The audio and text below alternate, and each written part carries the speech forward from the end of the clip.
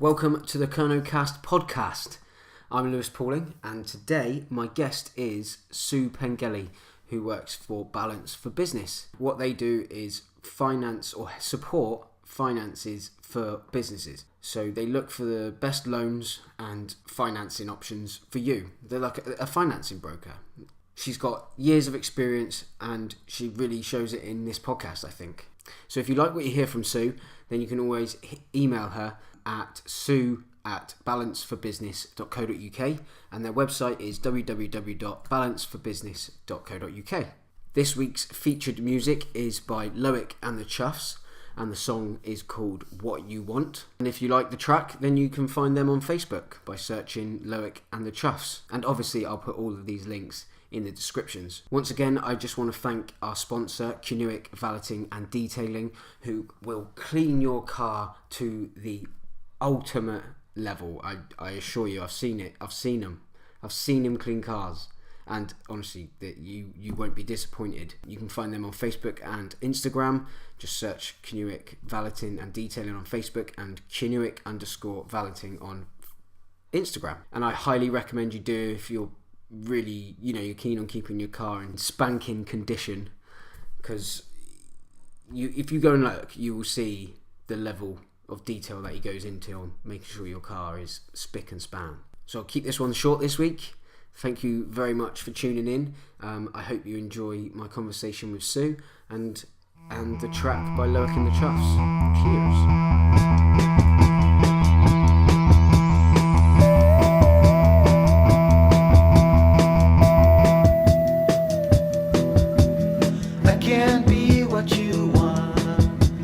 Cannot be what you want.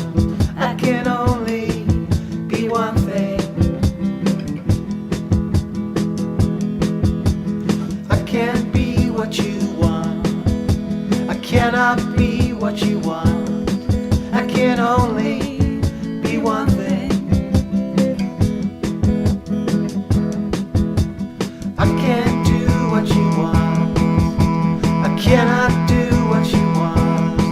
I can only do one thing. Tell me who is it you want. Tell me who is it you want. I'm only one thing. Tell me who is it you want. Tell me who is it you want. I'm only one thing. Oh, I'm driving you crazy because I'm crazy. Welcome to the Kernow Kast. Today my guest is Sue Pengelly. Hello. How are you doing?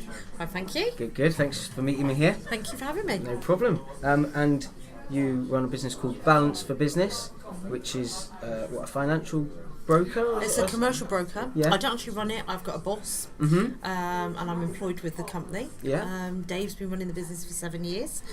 He used to be a bank manager for HSBC and Barclays. That's where I met him. Is that right? Excellent. Yeah, that's fine. I'm just sorry if I turn my head. I'm just checking that it's recorded. Okay. So he worked for HSBC and Barclays as a commercial manager, and that's where I met him in local business. I think he just got fed up with red tape and everything else. Yeah. Decided to go on his own. So he's been doing it for 7 years. Last Monday. Mm-hmm. Oh wow! So he's doing really well. Birthday. Yeah, birthday. It's been really great. There's 6 of us in the office. I'm the business development manager, so I go out and meet new people. Mm-hmm. And the rest of my backup staff really. Yeah. So it's really handy. The guys in the office are all top-notch criteria with the bank. They've all worked in the bank for like 20 plus years. Oh, right. So there's really a lot of experience in that office. I started in the bank at 16 and I'm now 50. So my career's been in the bank the whole time. So I did a stint with Lloyds, Barclays and Clydesdale Bank. Yeah. So I've done every role from cashiering to corporate manager, and I did some auditing as well. Excellent. Wow. It sounds like there's quite a nice little business going on there. Like you said, a lot of experience, and that's brilliant. So tell me a bit more about your role then? So you find, you said that you go out and meet new people, and what are you sort of, what is your role then? Are you trying to get new businesses? Well, I think it's trying to find... it's more making sure that people know we're open for new business. Right. Dave's been the only one doing it to start with, and I've been working with him for 6 to 8 months now, and so he was really concentrating more on the high worth customer, because obviously, unfortunately, they're more profitable to the business, and there was only one of him. But he took me on, I got made redundant from Clydesdale, so he offered me a job, didn't even interview me, just said he could work for me, which was great. Had the confidence to take me on. And I suppose my niche is the lower end. Right. So anything from £5,000 up to, I don't know, 200,000 would be my niche. Dave's just done a £16 million caravan park refinance, so his is bigger niche, but there's definitely a need for the bottom end, especially where we are. Yeah, Devon and Cornwall are start-up businesses predominantly, or they're one-man band businesses. We've got poor infrastructure, maybe not the skilled staff that some businesses need, so it does, the businesses in this area do keep down to that sort of level. Yeah, I think as well, like in this day and age now, more people are sort of stepping out and doing things on their own, and almost like setting up their own small businesses rather than trying to be employed, almost like what I'm trying to do here. Just there's so many more people, there's so much more opportunity for people to create businesses now, that they, the market for those smaller businesses are just, I think, just continually growing. Oh, absolutely. And I think with Brexit as well, I come from a fishing family, so I'm really keen to get out of Europe because they've killed the fleet in Lou. And I really am passionate about that. And everyone sees that as a negative, but it's not a negative, because it's going to mean that more jobs are going to come back to the UK. We have to be more self-sufficient. It won't be so easy for us to go to Europe to get stuff in. So we need to start doing it ourselves, and we're very good at what we do here. There's lots of skill set down here, and we've got some fantastic university and colleges. A lot of people coming out, which are good. A little bit frightening for me, I'm 50 and you've got a 16-year-old who's chasing you up the bum, but it's really is good. And it sharpens your sword, because you've got more competition coming at you, and I think when you sharpen your sword, it gets better out of you. Definitely. Absolutely. 100%. Brilliant. So tell me a little bit about the process of the financing side of things. So say someone comes to you and say, I need £10,000 to finance this project or whatever. How did it go usually people come to me because they've been referred to me. 34 years banking, so I've got lots of old customers. Hopefully they trust me. Hopefully they do. So I'm getting a lot of repeat customers, okay? Now they know I'm back in the business, so they come through the door. What I do is I usually meet them, or I speak to them over the phone. Email sometimes helps as well, because you can look at backup information. And I get together what they want to do, see if it's feasible. So I give a free consultation. It could be an hour, 2 hours, 3 hours, how long it takes, all right? But I just want to make sure that I can do what they need to do. If I can't do what they need to do, I can usually signpost them somewhere else in the right direction, where they can find either help to move forward, or I can tell them where they actually need to be before they can borrow the money from a lender. And then if it's a yes, then I get more information from them. So they've already told me the basic details, but then I need proof. Trading figures, bank statements. If it's a start-up, I need a business plan and a cash flow projection. Basically, I need to know that did you say £15,000? Or £10,000. That they borrow that money and they're going to be able to repay that money. Just the same as if you went to your bank. Simple, all right? And that's all that I'm doing. So what I do is I build a picture. Now, to build that picture up, I have to put a pack together to go to the prospective lender, whether that be a bank, a secondary lender, or just a finance company. And I put a pack together which is easy for the underwriter to read. I've been in the industry a long time. I know most of the underwriters down here anyway. I've been an underwriter, so I know what's required. All right, so it's packaging all that together. To do that, though, I do charge a fee. £295 if it's easy, up to £495 or £850 if it's a £16 million deal. You're putting a lot of information together and a lot of manpower. That doesn't cover my costs, but it helps the overheads for the office. pop that into, I get all that information together, customer pays me an appraisal fee, 295, and I get terms of business signed because I need their authority to share their information with the lenders. Right, Now, yeah. I don't just work for one bank now, I'm on the open market. So I look at what sector they're in. So say they're a fishing, Yeah. or they're a farmer, or they're a pub. Yes. There's different lenders prefer those sectors, Oh, okay. and that changes. So what I need to What, do, they might offer better rates. absolutely, Yeah. because they seem the risk is less. Right. Or it's all sorts of different. The other reason it could be that they've got too many pubs on the books. So they might already be lending to 90% of the pubs market in the UK. Right. So their risk is all out to pubs. So they need to bring that risk in. You'll find that quite a lot. Because if that sector takes a bit of a hit Yeah. within the That's all their economy, book gone. that's right. Yeah, I'm with you. So what they do is they spread their risk, just like we would do. So they just spread the risk. So I know which lenders to go to. So what I usually do is I'll go to 5 lenders that specialise in that market. Okay. If it's a deal where I know there's only going to be one lender, I'll just go to that one lender. Yeah. If it's a deal where I don't know, I might go to 1020. But I think there's something like 5,000 banks and lenders out there in the UK. Yeah. So there's a big market. We're strategic partners with quite a few. NatWest, Lloyds, Shawbrook banks. We get really good rates, so we can get better rates than if you go direct with them. Ah, okay. And the reason they do that is because they want us to keep on feeding them business. Yeah.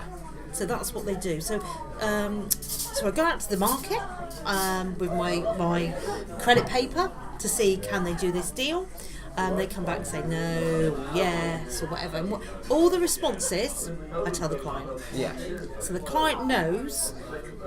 Some of them get insulted by some of the responses because some says no. Yeah. And they say, oh, that doesn't make sense. But it's the truth. That's what the lender said, and I'm feeding them back exactly what was said. And it's good for the client to know. It could be that they've had a default on their mortgage 20 years ago and it's still on their record. Right. And it wasn't their fault. They can actually then correct it on their credit report. So it's really good to get that feedback. And it's, complaints and feedback are really good because it gives you the ideal time to correct the way you're doing something, make sure it doesn't happen again. Yeah, definitely. And to move forward with it. So just say I get a deal that comes back, well, my £15,000 loan that says, yeah, it's 7%. Customer's happy with it. They've had a few offers come back. I give all the offers to the customer and they choose up. It's up to them because all I do is I give them solutions. I can't advise them which one to take. It could be that the interest rate is cheapest and that's important to them. Yeah. It could be that there's no redemption fee so they can pay the loan off early. Oh, okay. Yeah, yeah. So that might be important to them. It could be that it's a portable loan, that it goes from house to house or property to property, a commercial loan. That might be important. So I give them all the facts about that, all the specifics about that product they're looking at, then they choose which one to go. Right. When that draws down, I charge a 1% broker fee, and that's where I get my money. Right.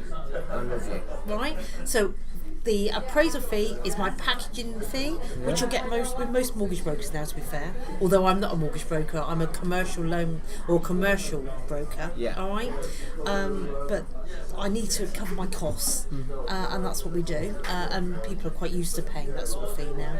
But where I make my money is the 1% broker fee. Right. So on my £16 million caravan park, I did very well. Thank you very much. Yeah. Not that I did that. Actually, No. I actually Dave did that one. But yeah. Okay. So that's where I'm making my money. Yeah, right. Well, and then and you make your money through that every Every time it draws down. Right. If I get all declines, and there are sometimes I get declines, because sometimes it could be that, no offence to the customer, but they haven't been open and honest and given me the information that's there. Oh, okay. Or they might have forgotten. Yeah.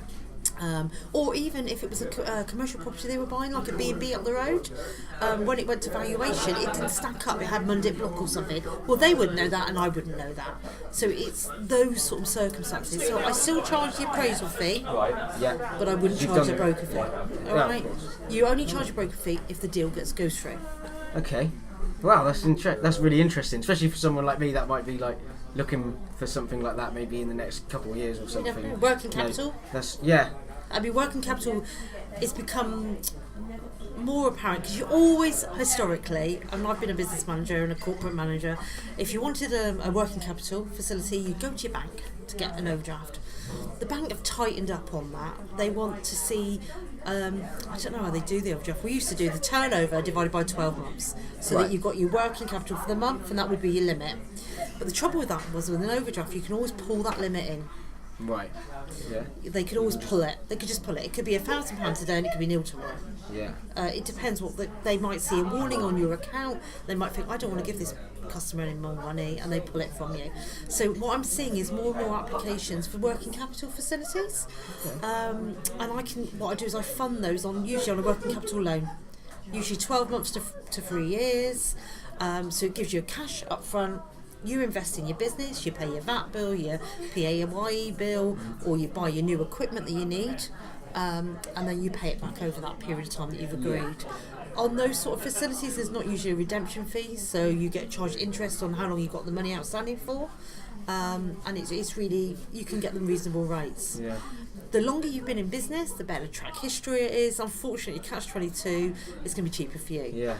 But I have had a deal recently where a gentleman came back from Australia in January, and he started up a business importing and exporting cars. Okay. Yeah. Wow, totally out of there. He's employed during the day, so he's just doing this in the evenings. He's earning £33,000 during the day. So he's got a good income coming in during the day, living with his parents because he's come back from Australia to really look after them, to be honest. They're getting older, but he wants to buy a commercial property to house these vehicles are coming in. Yeah. He's paying rental out every time he gets one in, and he says it's lost money. He's got some cash because he sold his house in Australia, so he's got 50% to put down on the commercial property, but he wanted to borrow the other 50%. Yeah. So came back in January. Now we're in April, so it's under 4 months. So, and he wants to borrow 50 grand. He's got 50 grand to go in, but he wants another 50 grand. Yeah. So you'd think that that's okay, 50% loan to value, yeah, stakes there, it's looking good. But you've got to remember, he's only been in this country 4 months. It's not enough history. So to cover that off, what we've done is we've done projected figures for the next 2 years. Yeah. We've looked at what he's done from January to April, looked at his costs, looked at his profits, and how he works out on every vehicle, how much money he's going to make on every vehicle, and we've put that into the scenario with the new building, because the cost of his new building is actually going to be cheaper than renting, so it was a bit of a no-brainer. So we put that into projected figures so that we can prove to the lender that this is what income he's actually going to have. Yeah, because he hasn't got a year's worth of accounts to base it on. So they're giving him a track history. We've built in a business plan just to show that he's looked at his competitors, he's looked at his margins, that he's going to make some money, and he's going to grow this business. We've also looked at his personal profile. This gentleman's 55 years old. He knows a lot of stuff. He's an engineer by trade. He's got really good experience, and it's actually putting all that information together and building a picture to show that it was a high street bank that we went to get lending from, to prove to them that they don't know this guy. He's moved over from Australia in January. Yeah, he's got 50% stake. So yeah, you've got your stake there, but you need serviceability, you need risk, you need to weigh it all up. And I think we built a picture together, and we were able to get his lending for him. Wow. And that's the type of thing we do. Like building that story and that to make that in that particular case that gentleman creditable, if you like, to lend to and to be able to. The lender to trust him to be able to pay it. That's what you're trying to build. Absolutely, that, but quite in a way, he was already a customer of a bank in the UK, but he obviously hadn't been using it because he's been in Australia for 20 years. Well, yeah. So it was, and it's all very well saying he had a bank account in Australia. That's fine, and he did. But they're working outside our different rules, and we're UK. We have to be within compliance to UK banks' rules, and it's not, we couldn't use that sort of thing. It's not, what I'm trying to say to you, his history with the bank, credit history, isn't portable from country to country. It's not how it works. It's a UK history, credit history. Right, yeah, I see. Fair enough. That's quite interesting, really, because I'm not a big person on numbers. I'm not bad at numbers. I've got a reasonable understanding. I know the very basics. But if I was to have maybe gone down the route of your line of work, what I think I would find really fascinating is the amount of different businesses that you would see, and the different ways of different avenues of business that they're trying to do, and their stories. I think that's something that really fascinates me. That's something why I do this, because I like to hear the people of the stories of how they make their business work and everything, and why they think their business is going to work. Because if you think, I've been a fisherman for 25 years and all of a sudden I'm going to be a chef. How does that work? Well, the reason it works is they can see that this fish comes in is lovely, and they can put that on the plate in front of somebody in a really good manner. So they're using those cross transferable skills, and you have to paint that picture for it. I think you're right, you're painting the picture about businesses and people. My job is painting the picture, as well as that, is painting the numbers. So I have to make sure that the gross profit margin is working. There's no point if a business, I said to you initially that I see somebody and I ask them what their business is about, is it going to work? Are they going to be able to afford that money? A lot of the things I'm working at, different industries have got average gross profit margins. Right, yeah. Food is always 100%. Right, yeah. I don't know, what have I been to recently? I'm trying to think, recruitment, it can be 10%. Yeah. Because all they're doing is a service. Yeah, so the gross profit margin is the amount of money they're going to make profit on that service or that product, right? So at a pub I think it's only about 30%. So there's different industries. Constructions, I think it's 46 to 63%, depending on roofing, plastering, carpentry, the different sectors within that. So it's all to see, one, are they working within the industry normal? They've been, I don't know, they've done their backup information, they've looked at it to see that can work within that percentage, and two, if it's better than that, what are they doing differently to make it better, and is that actually feasible, is that going to work? Restaurant, as I said, it's 100% markup. It's a bit of a no-brainer, but that's on your GP. So that's on your gross profit, all right? But you've got to remember, with restaurants, you've got so many other costs. You've got wages, insurance, accountancy, credit card machines, you can go on. Lots of overheads. So what have you found is, like, sort of, for people that are looking for finance, what have you found is the biggest downfall when people come to you that you need to sort of try and fix or sort out, or point them in the direction to sort out? Do you know, it's not fixing it, it's actually being open and honest with all that information. Tell me warts and all. If I go into a lender with warts and all, I'm being open and front, and they're not finding out through the back door, then they're more likely to trust what information I'm giving them, and to say yes to the deal. I mean, if you've had a CCJ 20 years ago, tell me about it. Right. There could be a reason. We ran a restaurant in Lou, and we had a calling system put in by St Austell Brewery. We sold the business, and the solicitors should have transferred all the lease agreements we had over to the new owners, because that was part of the deal. They didn't, for some reason, do the St Austell Brewery transfer. It was 1,800, what a load of money. No, really wasn't. The restaurant sold for $1 million, alright? In comparison, it was no money, but there was still that there. And the reason they do that is because they tie you into what beers were going through the system. They put the calling system in, they expect you to use their beers, which is fair shout, that's how it works. But anyway, we sold the business, we decided to take 2 weeks off to go to Tenerife. While we were in Tenerife, of course we had no fixed abode because we'd sold the restaurant. We were going to live with my mum and dad's until we bought a house when we got back. When we were in Tenerife, St Austell Brewery realised that we sold the business, and popped a CCJ through the court system on us. And they used my mum's address because all our post was going to my mum's address. We came back after 2 weeks holiday to find this CCJ. So things like that, and that was just silly. So we paid it. I got a certificate of satisfaction to say I paid it. It was 1,800 quid. It was peanuts. And really, the solicitor was at fault. All right. So then, when I had to get a mortgage on the next house I bought. I told them what happened. They knew all about it. That was fine. The timescales worked. We were on holiday in Tenerife for 2 weeks. We'd come back. I sorted this out within 10 days. It was a no-brainer. I got a letter from the solicitor to cover my back as well. Certificate of certification. A certified certification of satisfaction. Sorry, that's the right wording. You can download that from the courts. So I was able to get my next mortgage. So there's usually a reason why it's happened. If it's you've had all these unpaids, we probably do need to know a bit more about what's going on in your business. Yeah. Because, if you've committed yourself to a payment and you haven't got enough money in the account the day before, then, should you be in business? Or do you need to have an FD or someone to run your accounts for you? There's usually a reason. So it's just that sort of thing. Right. Yeah, just lay it all out there. And at the end of the day, you're, like you said at the beginning, you're not the one that's lending the money. You're the one that's trying to help them get the money, aren't you? So I'm just giving the information over to the institute that's going to lend you the money.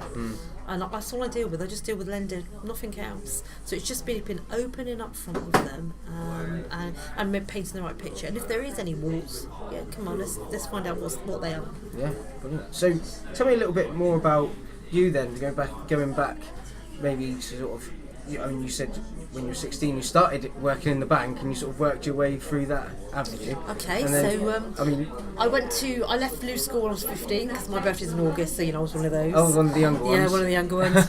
Straight to St Austell College to do a secretarial school because my dad said that was the only way there was going to get any jobs down here at the time.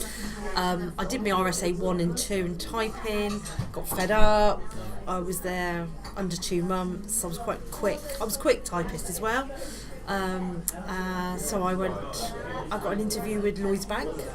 I don't know how I got the interview. I think someone said there was a job going at Lloyds Bank, and I think in those days these things happened. I went down to see Mr. Kast in his little office, and he gave me the job. I worked there for 5 years. That was in Lou Branch. Okay, yeah. I was quite young. I was 21 when I left, and I wanted to spread my wings. I wanted to go to Plymouth to work because that was the big city. That was the big city. Go to the big city. Absolutely, yeah. So, but when you worked for Lloyds at that time, it was sectors. Like Cornwall was one, and Devon was the other. Okay. So you couldn't just transfer over. So, so you had to apply for another job? Yeah. Okay. I just was stupid because I worked for them and everything else. So I applied for a job with Western Trust and Savings. They were based in the Money Centre in Plymouth, Mayfair Street, Coburg Street. They employed 3,000 people, loads of people. Yeah, big 7 floors. Brilliant place to work, loved it. I went there as a cashier because obviously in the bank I'd already cashiered. I ended up as a supervisor in Lloyds, so I went back cashiering as a first cashier. My sister took my job at Lloyds, so that slotted in well. Yeah. I popped off to Plymouth to work for Western Trust, and I just had the time of my life there. It was great fun. It was more social than anything else, but we made money. Yeah. We really made money. We were a centralised lender, so what we did was we did things like we'd buy Plymouth Argyle's supporters list, data list. We'd mail shop them and we'd offer personal loans at discounted prices to them. Oh, okay. So, and we had our own customer base as well, and that's how we lent our money. Then we did an equity release scheme, which is, I think it's changed now. The product's changed, but back then it was probably new to the market. Probably didn't do as well as it should have done, but we were still making money. And Birmingham Midshires took us over. Okay. They took us over and they offered me a job in Northampton. Oh, wow. Well, I'm a Lou girl. I wouldn't go in. Not that. You'll go Plymouth. No, but Plymouth was fine. Yeah, not up that way. And I was pregnant, so but the redundancy actually, I don't know what happened, but they were taking us over, say, like in September. And it prolonged out until the following year. There was always sort of like delays in what was going to happen. Right. But because I was pregnant at the time, I had my son. Of course, back then you didn't have maternity leave. Oh, you didn't? Oh, no, God, no. It wasn't. No. I think that must have been the year it all came in. Oh, okay. But I missed out on that. But it didn't really matter because I was lucky my parents had my son. So I carried on working all the way through. And then eventually I got made redundant. And I thought, oh my God, what am I going to do with myself? And my partner had gone to school with somebody who ran Barclays Bank locally. Right. He was the area manager for, Paul Richards was the area manager for Barclays. So he came to our house for tea one night and said, oh, come and work for me on the till. So I went and worked for Barclays on the till. And within, 2 years, I was first till. Yeah. I had a staff of 14 staff in I ran Liscar branch, and 14 staff in a bank branch. It was part-timers and full-timers. Oh right, yeah. And they I were couldn't imagine that now. They were all on a contract where they all had, you know, the bank holiday, because there were some of the part-timers, they never worked the Tuesday after bank holiday. Well, the busiest day of the year in a bank is Bank Holiday Tuesday and the Bank Holiday Friday. Honestly, to God, that is. My sister's doing it again now for Lloyd, still in Plimpton, and every bank, I die for her every bank holiday. Because what happens is they've got these contracts where they don't actually have to work. They say it's a 4-day contract. They get that Tuesday off because the bank holiday was on the Monday, so that goes over to the Tuesday and don't have to work it. So you've got no staff on the Tuesday. Oh. It wasn't a good experience on those Tuesdays. No. But I did like it. I made some really nice friends. I did find it a little bit, I got bored. So somebody said to me, oh, you'll be right in business, because my partner ran a restaurant at the time and we ran a takeaway. And I think, what company else we've had several restaurants, so I knew about business, or I knew all the small business bits. So they said, come and work for small business. So I came and worked for small. They interviewed me, and I worked for small business. I worked in the local business team at Barclays. I don't know. It's still within Barclays. Within Barclays. So I went from Lloyd's to Western Trust to Barclays. Yeah. I got promotion within. Yeah. And I was there for 5 years. And I was I can't think what was the best small business manager or something. I did all right. Yeah, it was good. Yeah, I got a few holidays and things. Used to get good bonuses and good. Yeah, I did all right. But I knew my market. I've been brought up in Lou. We'd run businesses in Lou. I was covering Tamar. So Tamar is Tavistock, Lou, Launceston, up to St Austell, up to Plymouth. All right. Oh, right, yeah. So I was covering that patch, and I knew it. Yeah. So I knew all the pitfalls. I knew everybody. So I did quite well at that. But I got bored again, unfortunately. And someone said to me, why don't you specialise? I said, what do? They said, come and do auditing for invoice finance. It's like factoring. Right. So I ended up living at Lou, in Lou still, but working out of Basingstoke for Barclays still. And I took on, it was a steep learning curve. Yeah. Different areas, different people, bigger business, and I went into invoice finance. So I specialised in invoice finance. I did that for 3 or 4 years. It must have been 3 or 4 years. And then someone approached me to be a client manager. Rather than me going in and auditing the customer or surveying a new customer, like a new customer would come to me and I'd go out and I'd see, does this business stack up to have this lending facility? Right, yeah. I'd actually go into their factory or to their offices and I'd look through all their financials or their compliance, look at their products, to see whether or not it's stacked up for us to lend them the money. And our lend at that point, I'm talking about between 500,000 and I think my ceiling was about 25 million. Wow. So it's big business. Big. So it wasn't down here, I'm afraid. No. There was 2 or 3 down here, but not many.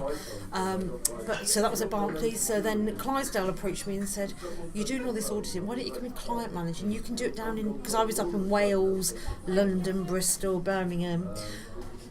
Come back home. We've got branches in Truro, Plymouth and Exeter, and you can do the South West and just be a client manager for invoice finance. Love invoice finance. It's a good speciality to be in. I know a lot about the product, know how it works, I know all the pitfalls, and I think I was a good auditor and I was even better at client manager. Loved it. Unfortunately, at that point, Clydesdale pulled the plug down here. They closed, within me being in Clydesdale 6 months, they closed Truro office. So they brought you in, but they must have known that. Well, you don't know. It's a big company. Yeah. Do they know? Well, maybe the person who hired me didn't know. And would I have gone? Probably not, because I had my years in with Barclays. Yeah. But I met Dave at Barclays. He's my boss now. Oh right. You meet these people. And I went up to Piccadilly to work for Clydesdale because they closed the branches down here. And I met some really good businesses. And I think I learned a lot. You do. It's a different business setup there. A different type of people, and I learned a lot. I used to travel up on a Monday, come home on a Thursday. So my son didn't see me very much, but you do what you got to do. It worked okay. I got made redundant 2 years, just under 2 years ago. And I did an admin job at Folk to Folk, who are a peer-to-peer lender. Wasn't for me. I stuck it for 12 months, just didn't like it. Yeah. And Dave approached me and said, come and work for me. He didn't interview me. He said, "Just come work for me." He said, "You know what you're doing." He said, "You've got all your experience." He said, "You like people, and you know the businesses, and you want to do well for the businesses." And I came on and haven't looked back since. Wow. It's been really good. I'm helping businesses, start-up or existing businesses, to find funding so that they can grow. And it's really good when you're helping a business. Yeah. Is that one of your favourite things then? So you acquire this money for them basically, and then seeing what they do with that money and see where they go with it in sort of 12 months' time. Oh, absolutely. Is that the best bit about it? Of course it is, and I think when they come to me and they say, "Oh, we're repaying that," ideal. Yeah. Job done, isn't it? Yeah. And they next time they use their own money, or then maybe they borrow more money and do something bigger again. But absolutely. We've got some really nice businesses on our books. I think we've got over 35 invoice finance lines. Right. With different lenders, so that's lines which have been going over 12 months. Okay, yeah. I don't know, thousands of customers. And we get referrals from new customers, from existing customers. Oh, yeah. All our new customers. I think it's something like 80% are referral work, which is really, really good. I mean, that makes things a bit easier. You don't have to go out and So I suppose I met you when I was networking. Yeah. And the reason I'm networking is, it's lovely to get business thrown to you on the plate, but it's also to tell everybody we're open for business. Yeah. And to help business, because sometimes you're there and people want to know something, and if you can give them that bit of information, it helps. I work quite closely with people who do grant funding. John Hutchinson both me and David Barclays. It's a personal friend. And at Clydesdale, we work with me at Clydesdale, and he runs a grant for the University of Plymouth. Oh, okay. So he does that. So I work quite closely with him and keep in contact with him. It's just people like that. People I work with at Clydesdale now run Santander. Santander will do pound for pound match funding, for charities. Right. Oh, yeah. So again, it helps the communities that you were in, because it's bringing the businesses up and bringing people together. And that's really important. Yeah, I mean that's something I think is quite strong in Cornwall. I'm quite new to the whole environment of business. Really, I've always wanted to be involved, but I'm new to it. But it does seem like there's. A lot of Cornish businesses like to try and keep using other Cornish businesses and keep things a little bit more in-house, if you like. Well, Brock does that at the Cornish Partnerships, doesn't he? And I'm a big ambassador really for that. I think it's really important, to keep on working with each other, because the more businesses that thrive, the more business it is for all of us. Yeah, that's right. And our children. Our children have got to do something when they finish school. What are they going to do? And if we can introduce them to a business where they maybe get an apprenticeship and learn a trade, rather than taking on a university debt, or even if they've gone to university and they come back, there's not always the jobs that are available. Well, that's one thing that Cornwall's scared of all the time, isn't it? Is people going to university and then just not coming back because there isn't a job for them to do, is there? And like you said, you were a little girl that wanted a little bit of experience in the big city of Plymouth. Oh, absolutely. But there's other ones that want to move to London. My cousin was one of them. She went and moved to London. She wants a bit more of the city life. They've got those seagulls in London. Well, no, that's it. Not that I don't know if I'd miss them too much. Oh, I would. Definitely, Would yeah, absolutely. Brilliant. Okay, so what is it that you love so much about Lou then? You've never moved away except for obviously the work that you've done. No, my family's there. Everything's there. My family's a fishing family. We haven't got any boats anymore, but my dad didn't go into fishing. He's one of 5. The others did. He didn't. He went to work as an engineering factory in Bristol, where he met my mum. And they came straight back home before they had me. I think that it's those roots, isn't it? I saw my nan every day of growing up. Oh, right, wow. Yeah, and I wanted my son to have that as well. And it's a really good experience to live, and it's such a safe place to be. Yeah. I know everybody. I went to school with them. Yeah. Went to their weddings, their christenings. And they've all been to mine, waltz and all. It's everything. They lose a lovely place to be. Absolutely. It's Do you fear a little bit like it's getting maybe a little bit over commercialised in any way at all? Or we need those people to come to Lou. So no, I don't. I do worry that we're building a lot of new houses for, and where are these people going to work? Yeah. That's been, I mean, absolutely honest, and Lou's a prime example of that. We've got 3 new building sites at the moment, 800 houses on each one. Yeah. Where are these people going to work? When I got made redundant, I was really frightened. Where was I going to get another job from? There's lots of seasonal work there because we've got restaurants there, and I know our season is growing.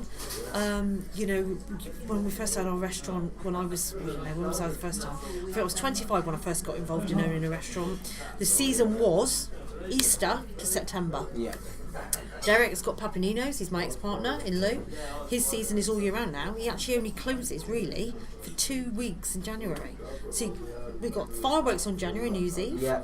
That's a big night. It's a big night. I did a big fundraising for them last year, £10,000. Oh wow. Because I know how important it is. Yeah. Well, you've got to get the people there. That's how the business thrives in the winter and the summer months. Yeah. You've still got to pay our mortgage in the winter. Oh yeah. The bills don't just stop. So I think, we get January, New Year's Eve, which is a big hit for all of us. And then we get about a week, and then after that week, honestly, it drops off a cliff. Yeah. But then we've got half term. People are getting ready. They come down the week before half term. So the business is starting to grow again. Easter's lovely. I mean, Lou is buzzing. Seriously, it's buzzing at the moment. We've just had Easter, haven't we? So Just had Easter. I can't remember who it was. Someone told me they was in Lou, and they just said it was so busy. Like, it was just. It's brilliant. Yeah. And it's all the right people coming down, and it's lovely. The kids are coming and going on the beach. We've got our I don't know what they call it now, the safe flag thing again, because last year there was a bit of debate whether or not the water was clean enough. Oh yeah. Was it last year or the year before? Yeah, well, that's back again.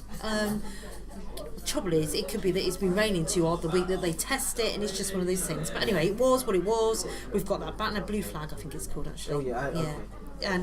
But we've got that back on our beach. It'd be nice to take my niece, she's 2, on the beach every day, every weekend. I've got a Saturday mornings, so the first thing we do is walk downtown. Yeah. We love it. It's just things like that. I like it going in the river, just like the beach and the sea. It's a beautiful place. It's such a lovely place, and I think the reason why I asked that is because there's a lot of specific little places in Cornwall that they've almost got their own big brand name now, sort of like Pol's F, St Ives, and Lou is another one of those. And people, when they come down, they literally just go, I'm going to this place, and it's funny you should mention that, because the Lou tourist information, what we do now is, I'm really friendly with Anne, who runs the tourist information. I run with her twice a week, and what I do, which she's really conscious that when people come to Lou, they don't just want to see Lou, they want to see all those other places. Yeah. So what they do is they actually explore what's available for visitors to Lou, and we promote all the other towns. Things like train links. That's a good one. And so we get people to go down to St Ives for the day. I think it's £8.60 or something on the train, and then we'll give them a guide so they can come into the tourist information. But that seems silly because we're promoting another town, but that's not true. They stay with us, and then they go out to the other towns and see what Cornwall can offer. That's right. And then next time they might go and stay there and come back into Lou and see just it. for the day visit rather than the week visit. Yeah, I mean that's something I've noticed as well. Like, it's good that we've got these spots, towns, little villages that people are familiar with, particularly maybe because of Poldark and the Doc Martin and stuff like that. I mean, I didn't really watch it myself, but Oh, you're joking. but I know of it and know how popular it's become. And Well, it always was though, because Yeah. when I was growing up, Poldark was being filmed in Lerrin, which is 4 or 5 miles away from here. And that's a nice place as well. oh, absolutely. It was just Robin Ellis was the main player, and oh my god, I was in love with him. I think I was only 9. Yeah. Wow. And it was just, and Demelza with the ginger hair. If I had a girl, it was going to be called and my Adam was going to be a Demelza all day, every day if she was a girl. I just loved Demelza. It's just so Cornish, and it was just Poldark, and I just loved it. And then when it came off the screens and when it was going to come back, wow. I mean, I don't ever miss an episode. Really? Oh god, yeah. Tuning in there and then. Sunday night, no one talks to me when that's on TV. I'm proper Cornish and I love it. Yeah. Brilliant. Yeah, Daphne de Maureen, all that, lovely. Yeah, absolutely. Excellent. Yeah, I mean, like, sort of going back to what it was, because of that, these sort of centres of the place, these centres, if you like, St Ives, Lou, people are coming, but like you said, they don't really know what else is around, and there's lots of really little villages. And I've noticed this because I was doing these posts on Instagram, which I found really difficult to keep up recently because it's just a lot of work. It's almost like a blog post every day, and I did find it quite difficult. But it's something I want to go back to. But I was trying to find small little places. So I'd done Lerin and I'd done Portlow on one of them, and just reading through these things and the amount of information you find out, just going back years, or the stepping stones across the river at Lerin. Absolutely. Yeah, it's great. It's great. Featured in Lerin and Polruan, actually featured in my very first weekly vlog. Polruan's a lovely place as well. Understated. The trouble you've got with Polruan is it is the property prices have gone up so much that no one lives there. Yeah. And that is a big problem. Although I think that's coming back because, we're going for a change again. Pulpero's a big one where I think it's 90% of the houses in Pulpero are rental houses. Right. But actually, because we've got new estates going up, I'm going to contradict myself now, but it's bringing different people in. Yeah. And so those people are actually going to live in Pulpero. They're going to go to Pulpero school. They're going to go and work in Pulpero cafe, the pizza place. They're going to go and do the fishing trips. They're going to labour on the building sites. So they are going to bring, and it's bringing back life to the villages, which is what's needed. Yeah, definitely. Smashing. We kind of went a bit away from financing, but I love that. That's not a problem at all. I enjoyed that. Is there anything else that you'd like to discuss at all? That's lovely. Thank you very much for having me. No problem. I loved it. It was really good. Just, do you want to let the listeners know where they can find you? Okay. My email address is sue@balanceforbusiness, all one word, .co.uk. The telephone number is a Plymouth number, 01752 227966. My mobile number I can't remember, so I'm so sorry, but just email me, it's easier. I'll come back to you within the same day. And we've got a website, www.balanceforbusiness.co.uk. Brilliant. On the website we've got testimonials. At the end of the day, if you're going to deal with someone, you make sure you trust them or see how somebody else it's been dealt with, and we update with all different things financial that come in. So there was a thing recently where buy-to-lets, the serviceability changed, the rules changed. It's called stress testing, so it means that the lender wants to make sure you can afford to borrow that money. Yeah. Like when you get a mortgage, it used to be 5 times 1 and 1 times 1. Yeah. Now there's all sorts of different rules. So we keep whoever go into the website, keep all that information up to date. We have a newsletter, so you can always subscribe to that as well. And that's just new things that come out. If it's not relevant, you can always unsubscribe or you can delete it. But it's usually something that comes up which you won't hear about, and because it's our business to know about it, we'll put it out there for you. Thank you very much for listening. Yeah, thank you very much. Thank you, Sue, for being on and talking to me here. And thank you to the Globe, isn't it? Yeah, that's right. Globe and Loswithiel. Thank you. Brilliant. Excellent. Thanks a lot. Cheers. There we have it. That's the episode. I hope you enjoyed it, and thank you so much for downloading or watching on YouTube if that's the case. If you are watching on YouTube, you can see that it's actually been a really lovely day outside. I'm just trying to catch it before the sun goes down.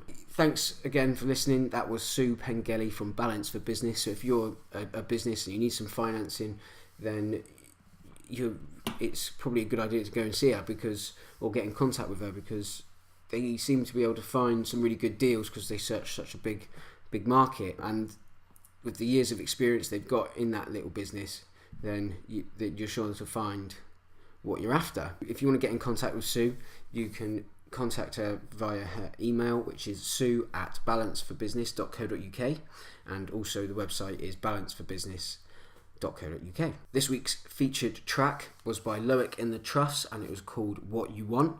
And if you want to find out more about them, you can find them on Facebook, and obviously all these links will be in the description. And once again, just want to thank our sponsors, Kernow Valeting and Detailing, who will expertly clean your car for really good prices. You can find them on Facebook and Instagram. So I'm just going to sign out today with a few little notes from me. I do lots of other things apart from just the podcast. I make videos and I regularly upload to YouTube and Facebook with my weekly business vlog, which I basically it's just me documenting my week. I just go through the week each day and just take a little snapshot, little video of what I've been doing that day. It's not the most produced thing in the world, but it's something that I just want to make. It's a learning thing, and by doing it often, it's going to teach me how to make better videos, and also it's going to like just build my story and just show, you know, if I get through this in like 2 years time and I'm still going, it's going to be interesting to see where it's come. So I'm really looking forward to that, and I'm really excited about that. I do produce other videos, and I've got loads and loads of ideas